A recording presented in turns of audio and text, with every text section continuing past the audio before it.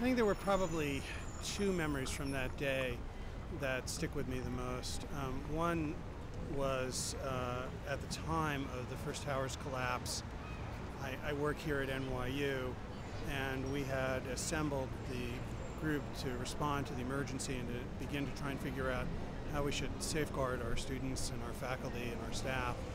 And we were up in the president's office, which is in Pope's Library there at the other end of the park.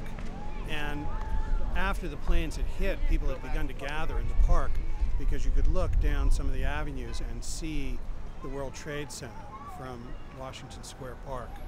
And we were sitting there, we were in the midst of our discussion, and this noise came up from the park, this kind of gasp or groan, and everybody was wondering what it was, and we had a television on in the office, and you could see the first of the towers begin to collapse. So it was this noise from the park going along with this picture.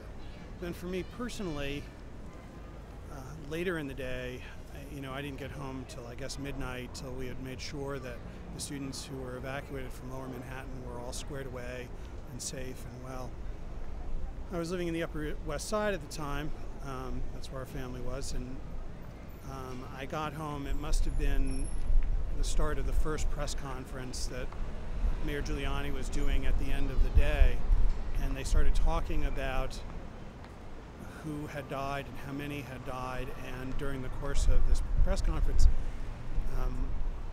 they said that Bill Feehan had died. He was the first deputy commissioner of the fire department. He was a man that I had worked with when I was in City Hall back during the Dinkins administration. In fact, we had both been in city government at the time of the first attack on the World Trade Center.